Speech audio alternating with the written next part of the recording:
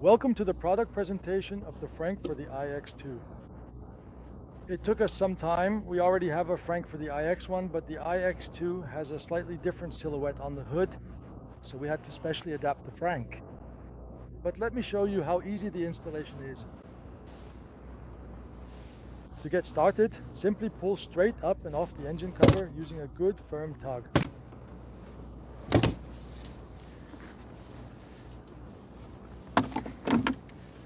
To properly position the frunk, it is important to do so correctly. It is highly recommended to first press down firmly on the front handhold elements, making sure that the rubber feet snap securely into place. Next, you will want to do the exact same thing with the two rubber feet at the rear. Then, as a final step, please check that the entire unit is securely in place and does not move. And with that, you are all finished. Now we can already start loading the frunk. It's best to place the Type 2 charging cables in the lower left area. Add the two charging cables. If you want, you can also unhook the double net, but that's not really necessary.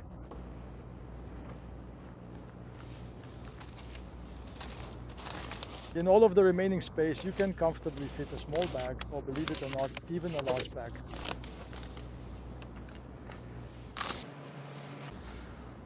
And in the double net, basically in the net pocket, I like to put in small items like an extra calf vest or an umbrella or something similar. We are often asked how big the frunk is. In width, it's just under 88 centimeters. To the back, it's 48 centimeters, and the depth varies a lot. Here we have a measurement of 18 centimeters, and over here we have approximately 12 centimeters. Okay, if you're interested, the product is now only available on our homepage. That's it for the installation. As you've seen, it's super easy to install and just as easy to remove. Best regards, Joseph from the company Frunk.